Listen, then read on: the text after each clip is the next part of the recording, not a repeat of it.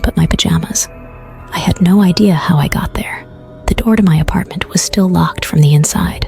I was terrified, but I convinced myself it was just sleepwalking. People do that, right? But things started getting really strange. I put up cameras around my apartment just to see what was happening while I slept. What I saw in the footage was horrifying. The camera showed me getting up in the middle of the night, but it wasn't like normal sleepwalking, where people stumble around in a daze. No, I stood up straight, like something was controlling me. I walked to the door and unlocked it, but I didn't leave right away. I stood there, staring at the door for hours, completely still, like I was waiting for something. Then I walked out, but what scared me the most was my face. In the footage, my eyes were open, but there was nothing there. No expression, no emotion. It was like I wasn't myself. I tried everything to stop it. I locked all the doors, hid the keys, even tied myself to the bed. But every morning, I'd wake up in some random place, and the knots would be untied. I don't know how, but whatever's making me sleepwalk, it's smarter than me. Last night was the worst. I woke up with cuts all over my arms. There were deep scratches, like someone or something had clawed at me, but I was alone. I've been alone this whole time. So what's doing this to me? I'm scared to go to sleep tonight. I don't know where I'll wake up, or if I'll wake up at all. Last footage of Elisa Lam in Cecil Hotel elevator, before her body was found in the water tank. The true scary story of Elisa Lam. In January 2013, 21-year-old Elisa Lam from Vancouver, Canada, embarked on a solo trip to Los Angeles. She stayed at the notorious Cecil Hotel, infamous for its history of suicides and violence. After losing contact with her, Elisa's family reported her missing. The police released a disturbing video from the hotel's elevator on the night of her disappearance. The footage showed Elisa behaving erratically, pressing multiple buttons, peering out of the elevator as if hiding from someone, and making strange hand gestures. This video quickly went viral, generating numerous theories and widespread public interest. Weeks later, hotel guests complained about low water pressure and odd-tasting water. Maintenance workers inspected the rooftop water tanks and discovered Elisa's decomposed body in one of them. The tank was difficult to access, raising questions about how she ended up inside. Her death was ruled an accidental drowning, but many questions remained unanswered. The bizarre circumstances of Elisa Lam's death and the chilling elevator video led to a slew of theories, ranging from mental illness and foul play to supernatural involvement. If you saw this woman in her eyes, you are dead. She is Medusa. Originally, Medusa was celebrated for her stunning beauty, notably her magnificent hair. She served as a priestess in the Temple of Athena, where she was expected to remain celibate. However, her beauty caught the eye of Poseidon, the powerful god of the sea, who assaulted her in Athena's temple, a sacred place where such acts were forbidden. Instead of directing her anger at Poseidon, Athena cursed Medusa, transforming her into a fearsome creature with venomous snakes for hair. This harsh punishment meant that anyone who looked directly into her eyes would turn to stone. Given the task to defeat her, the hero Perseus cleverly avoided Medusa's deadly gaze by using his shield as a mirror to navigate to her. Using this reflection, he managed to behead Medusa without ever looking directly at her. Guys, which story do you want me to cover next? Share your thoughts in comments. Guys, have you heard about the Red Room in Dark Web? It's a place where humans are tortured live. Here is a true story about the Red Room. It was the night of October 13th, 2017, a date now infamous among dark web explorers. A user known by the handle Shadowseeker stumbled upon a mysterious link while digging through an obscure forum. The link was simply titled Fun Night, but something about it felt off. Curiosity got the better of Shadowseeker, and they clicked. The screen went black for a moment, then flickered to life with a live video feed. The room on the screen was almost empty, except for a single wooden chair in the center. The date and time were displayed in the corner of the screen, marking the moment.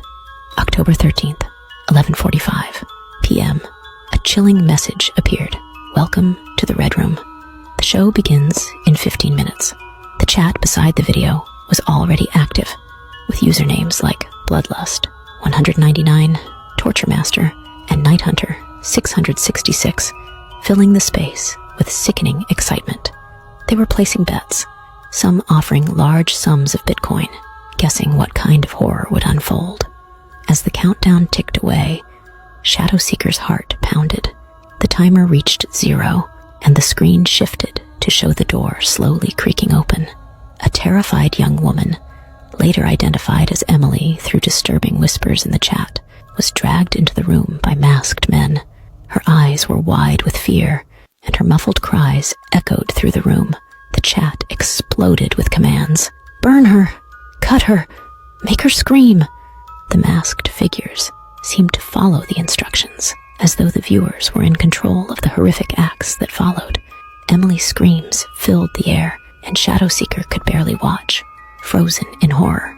As the nightmare unfolded, Shadowseeker noticed something even more chilling.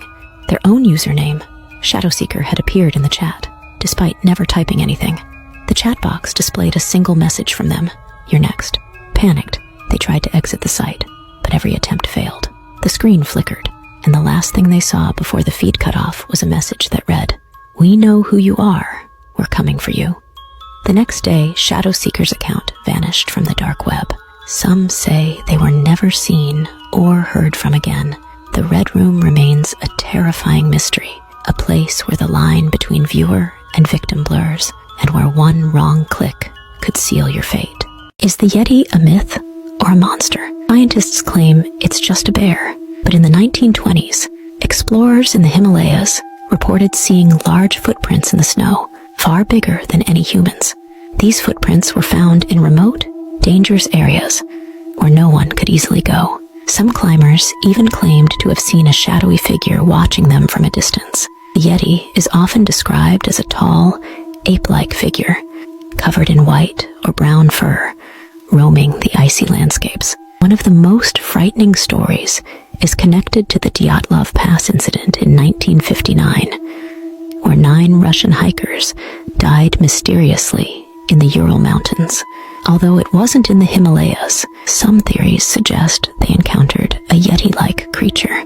Their bodies were found with strange injuries, their tents ripped open from the inside, and their deaths remain unexplained. How would you rate this story? Share your rating in comments. True scary story of Annabelle doll. In 1970, a woman bought a Raggedy Ann doll from a hobby store as a birthday gift for her daughter, Donna, a nursing student in Connecticut. Donna and her roommate, Angie, noticed strange things happening with the doll shortly after. It would change positions and move to different rooms while they were away. One day, they found the doll with red drops that looked like blood on its hands and chest.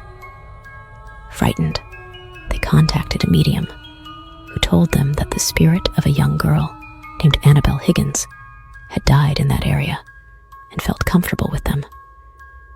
They gave the spirit permission to stay, thinking it was harmless. However, the doll's behavior became more sinister. One night, Angie's boyfriend, Lou, woke up from a nightmare where the doll was strangling him. He found scratch marks on his body the next morning. Terrified, they reached out to Ed and Lorraine Warren, famous paranormal investigators. The Warrens discovered that the doll was not possessed by a young girl, but by a demonic entity using the doll to get closer to them. They took the doll and placed it in a special glass case in their occult museum to prevent further harm. Even now, the doll remains locked up with a warning sign that says, "Positively do not open." The story of Annabelle serves as a chilling reminder of the dangers of meddling with the unknown. Guys, have you heard of Unit 731?